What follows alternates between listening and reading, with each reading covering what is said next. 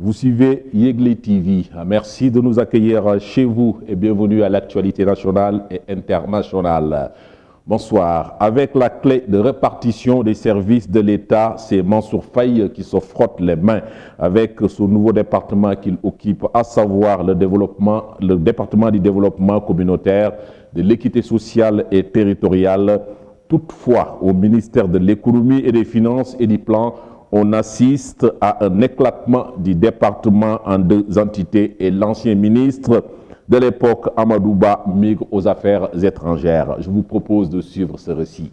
Nouveau gouvernement, nouvelle répartition des services de l'État. Mansour Faye, bien servi. L'actuel ministre du Développement communautaire, de l'équité sociale et territoriale, Mansour Faye a obtenu une très belle part dans la nouvelle répartition des services de l'État et du contrôle des établissements publics, des sociétés nationales et des sociétés à répartition publique entre la présidence, la primature et les ministères. L'ex-ministre de l'Hydraulique et frère de la première dame, Mariam Faye Sall, va gérer plusieurs programmes de développement communautaire qui étaient pilotés par Souleymane Jules Diop, non reconduit dans le gouvernement. En effet, Mansour Faye va piloter désormais le programme d'urgence de développement communautaire PUDC, dont le budget estimé à 113 milliards de francs CFA, et le programme d'urgence de modernisation des axes et territoires frontaliers fixé qui a un budget de 600 milliards de francs CFA. De même, celui qui gère le programme de modernisation des villes et la couverture maladie universelle qui était rattaché au ministère de la Santé et de l'Action sociale. Des attributions auxquelles il faut ajouter la délégation générale à la protection sociale et le commissariat à la sécurité alimentaire. La grande surprise du nouveau gouvernement, c'est l'éclatement du ministère de l'économie, des finances et du plan en deux entités. Ainsi, le ministre du plan et de la coopération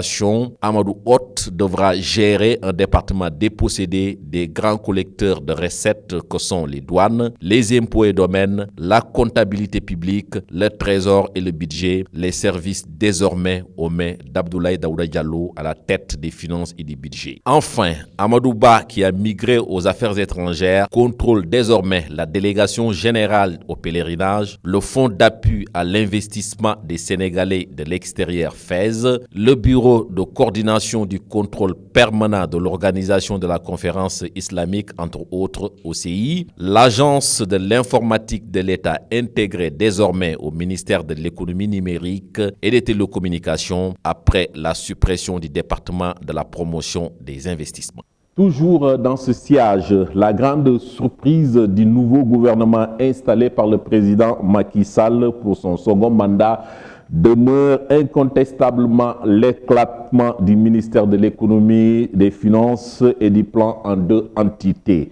Ce qui suscite un débat chez les Sénégalais, occasion saisie par notre reporter pour recueillir l'avis des uns et des autres sur la question. Le point avec Mohamed Hayrat. L'éclatement du ministère de l'économie et des finances suscite un débat.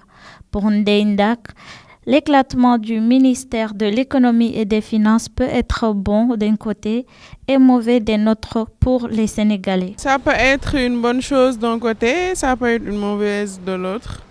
Je pense que ça peut être une bonne chose si, par exemple, le travail du ministère de l'économie et des finances était beaucoup trop chargé, par exemple. Le fait de gérer les finances et l'économie en même temps, poser des soucis ou bien présenter quelques anomalies sur la gouvernance de notre pays, ça peut être une bonne chose. Par contre, si le fait de travailler, de les mettre ensemble était quelque chose d'avantageux pour les Sénégalais, par exemple, moi, personnellement, je pense que l'économie et les finances vont ensemble. Personnellement, je pense que donc c'est pas la peine de créer encore d'autres ministères pour ça. Si ça peut être géré par un seul ministère aussi, ça serait bien pour les Sénégalais. Selon Mamser Diop, cette séparation des finances et de l'économie est une bonne chose pour le pays. On ne s'y attendait pas. Bon, il y a des postes qui sont d'ordre politique, il y a des postes qu'on a donnés qui sont réellement des postes pour le changement. Bon, il y a des, comme par exemple dans le cadre de la finance. Donc, le fait qu'on a mis Daouda Diallo en ministre des Finances, donc ce qui prouve que comme lui il a eu une formation par rapport à l'économie et la finance, donc c'est un changement qui pour aller de l'avant, quoi. Oui, c'est une bonne chose dans la perspective où le président c'est lui qui a le guidon, c'est lui c'est lui qui peut apprécier le travail de chaque ministre. Donc certainement il a fait le bon choix en changeant le ministre des Finances. L'éclatement du ministère de l'économie et des finances ne laisse pas le Sénégalais indifférent. Mais quoi qu'il en soit, les citoyens demandent que cela soit profitable à la bonne marche du pays. Tout autre chose maintenant. Au Sénégal, l'enseignement supérieur continue toujours d'avoir des remous malgré les efforts consentis par l'État. Des étudiants et nouveaux bacheliers éprouvent d'énormes difficultés dans les campus sociaux par rapport à leurs conditions et ils en appellent à l'arbitrage de l'État. C'est un reportage signé Naïma Bousso et Pierre-Gabriel Sarr. Les conditions de vie des étudiants deviennent de plus en plus déplorables au Sénégal. Cependant, certains étudiants pensent que l'État doit soutenir les acteurs de l'éducation, mettre tout le monde dans de bonnes conditions. Ce jeune étudiant, du nom de Cheikh Ahmed Bamba Mboup, affirme que la situation que vivent les étudiants est très dure. Je pense que l'État doit aider les étudiants. L'État doit faire un petit coup d'œil pour les étudiants, puisque nous sommes l'avenir de demain. Je pense que c'est l'essentiel. Mohamed Rassoul Ndiaye abandonne dans le même sens. La situation des étudiants en ce moment, c'est assez déplorable. Parce que déjà, il y a le fait qu'ils sont trop sanctionnés. Les établissements demandent trop d'argent pour faire des rattrapages et tout ça. Donc ça les cause beaucoup de problèmes. Il y en a de mes camarades qui partent de Yeumbeul et Keur Massar. Ils viennent ici à 9h par exemple. On les retient à la porte pour des questions de tenue ou bien des détails comme ça. Ce n'est pas une chose qu'on peut apprécier. Je pense que l'État devrait prendre des mesures, parler aux établissements pour qu'ils nous aident et qu'on soit dans les meilleures conditions pour pouvoir évoluer dans nos études. Les étudiants vivent dans des situations très difficiles au Sénégal. Toutefois, l'État doit aider l'enseignement des jeunes pour qu'on ait un pays émergent. Un fait nouveau, mais qui suscite tellement d'inquiétude avec les débits de boissons qui sont en foison au Sénégal. Chaque jour, de nouveaux magasins distributeurs de boissons alcoolisées voient le jour. Le malheur demeure l'accessibilité de l'alcool qui se vend comme à tout va dans tous les coins et recoins de Dakar. Suivons ce reportage de Seynabou Ndour. La consommation de l'alcool dénommé Jakarta chez les jeunes des quartiers populaires de Dakar est une réalité. L'alcool y est devenu un vrai fléau. Les adolescents en usent et en abusent. L'alcool, il en existe pour toutes les bourses. Et plus grave, pour mieux évacuer les stocks, les gérants de détail vendent de la boisson alcoolisée au détail dans des gobelets à jeter pour le prix de 100 francs CFA. Cependant, les jeunes sont confrontés à de nombreux problèmes sociaux. À cela s'ajoute l'usage de l'alcool et la toxicomanie à laquelle ils sont exposés peuvent engendrer des conséquences plus que fâcheuses pour ces derniers. Comme la consommation abusive favorise la prise de risque, il n'est donc pas surprenant que les adolescents soient disproportionnellement plus nombreux à faire état d'incidents ou d'accidents causés par la consommation. Au Sénégal, il n'y a qu'un seul centre dédié spécifiquement aux personnes alcooliques, à savoir le CEPIAD, Centre de prise en charge intégré d'addiction de Dakar, installé à l'hôpital Fann. À noter que la hausse de la criminalité et du banditisme notée dans le pays est la résultante, pour dire, la conséquence de la facilité de consommation d'alcool et de la drogue des jeunes au Sénégal présentement. La CAN 2019 se tient en Égypte dans une nouvelle formule avec 24 équipes. Le tirage au sort de la compétition est en train de se dérouler au moment où on vous parle.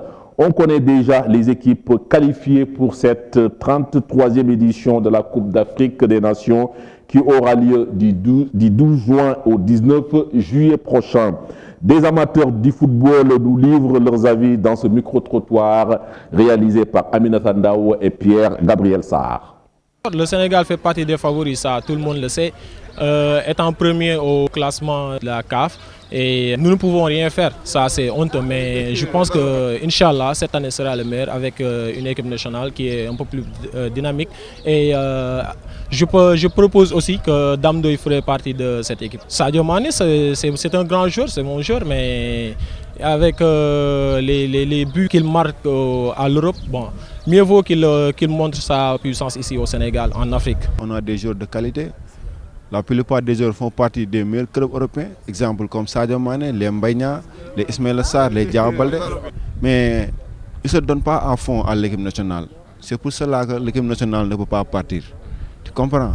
Il faut se donner à fond. Parce que là où ils sont maintenant, c'est grâce à l'équipe nationale. Parce que si ce n'était pas l'équipe nationale, ils ne seront pas meilleurs en club. En Europe, il fait des grands matchs.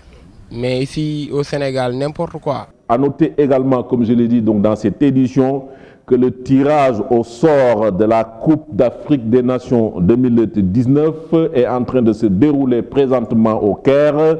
Et pour plus de détails, nous y reviendrons plus amplement dans nos prochaines éditions. Dernier acte de cette édition, la page internationale. Elle porte la signature de Caroline Badiane. Nous débutons cette actualité internationale en Afrique. Au Soudan, les manifestations continuent malgré l'annonce de la destitution de Omar el-Béchir. Les manifestants rejettent les promesses de l'armée et encouragent les mouvements politiques. Les talibans ont annoncé leur offensive annuelle du printemps, alors que des pourparlers de paix sont en cours tant qu'avec les États-Unis qu'avec les représentants du gouvernement afghan qu'ils doivent rencontrer la semaine prochaine. Le Néo-Zélandais âgé de 33 ans arrêté la semaine dernière a plaidé coupable ce matin pour harcèlement contre des musulmans devant l'une des églises de Christchurch. Nous terminons cette actualité internationale en Chine. Le lama de Saitou est finalement sorti de l'hôpital de New Delhi après y être admis pour des douleurs, a fait savoir son porte-parole. Ça n'est tout pour cette édition. Merci de nous avoir suivis. Excellente soirée et bon week-end.